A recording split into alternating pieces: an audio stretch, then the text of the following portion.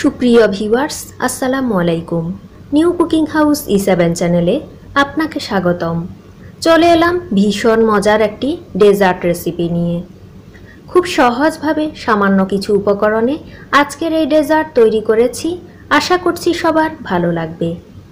গরমের ইফতারে অথবা সেহরিতে অসম্ভব মজার এই ডেজার্টটা তৈরি করে নিলে সবাই তৃপ্তির সাথে খেয়ে নেবে। সবচেয়ে মজার ব্যাপার হলো এই ডেজার্ট তৈরিতে কোনো রান্নার প্রয়োজন পড়ে না।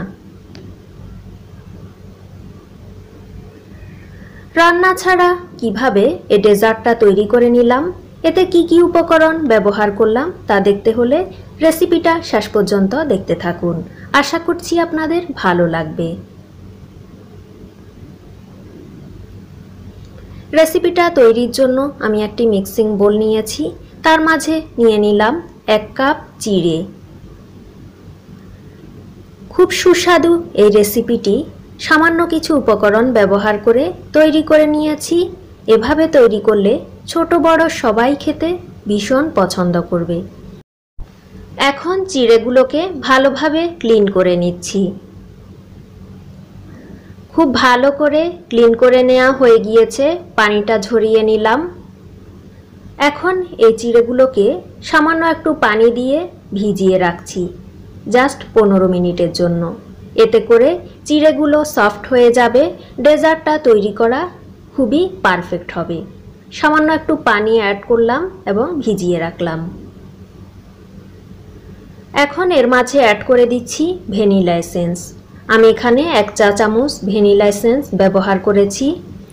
এই রেসিপির স্বাদ অনেক বাড়িয়ে দিবে এই ভ্যানিলা এসেন্স। চলে এলাম দ্বিতীয় ধাপে। একটি ব্লেন্ডারের জগ নিয়েছি।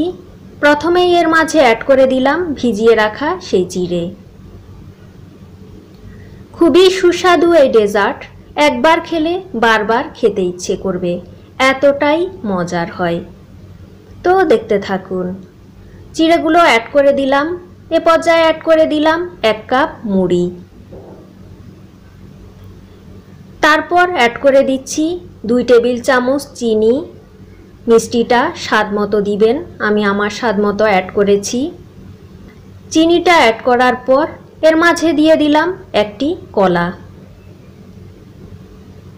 ঘরে থাকা সামান্য উপকরণে চমৎকার সুস্বাদু ডেজার্ট তৈরি করা যায়। দিয়ে দিলাম 1 গ্লাস নরমাল পানি। কেউ চাইলে ঠান্ডা পানি ব্যবহার করতে পারেন। এখন এর মাঝে অ্যাড করে দিচ্ছি পাউডার মিল্ক। আমি এখানে 1 টেবিল চামচ পাউডার মিল্ক ব্যবহার করলাম। কেউ চাইলে লিকুইড মিল্ক ব্যবহার করতে পারেন। এতে করে ডেজার্টের স্বাদ অনেক বেড়ে যাবে।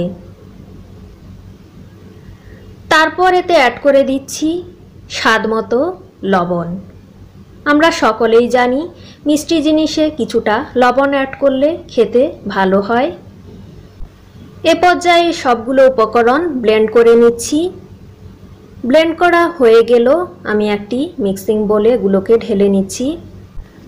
তারপর এগুলোকে সাজিয়ে নেব কিছুটা ফ্রুটস দিয়ে। আপনারা আপনাদের পছন্দ মতো সাজিয়ে নিতে পারেন। আমি উপর থেকে ছড়িয়ে দিচ্ছি বেশ কয়েক পিস চেরি। ইফতারে অথবা সেহরিতে এই ডেজার্টটা ঝটপট তৈরি করে নিয়ে পরিবারের সকলকে পরিবেশন করুন। এভাবে তৈরি করলে আমার বিশ্বাস যে একবার খাবে সে বারবার খেতে রিকোয়েস্ট করবে। এ পর্যায়ে কিছুটা খেজুর উপর থেকে সাজিয়ে দিচ্ছি। খুবই সুস্বাদু এই ডেজার্ট, যে খাননি সে একবার খেয়ে দেখুন। খুব সহজেই রান্নার ঝামেলা ছাড়া তৈরি করে নিলাম চমৎকার স্বাদের একটি ডেজার্ট। এই রমজানিতে অবশ্যই তৈরি করে নিন। এই রেসিপিটা ফ্রিজে রেখে ঠান্ডা ঠান্ডা পরিবেশন করলে কলিজা শীতল হয়ে যাবে। গরমের এই সময়ে এই রেসিপির স্বাদ অনেক বেড়ে যায়। বিশেষ করে হেলদি একটি ডেজার্ট হিসেবে এই রেসিপিটি খুবই পরিচিত। তৈরি করে পরিবারের সকলকে পরিবেশন করুন। আশা করছি সবার ভালো লেগেছে।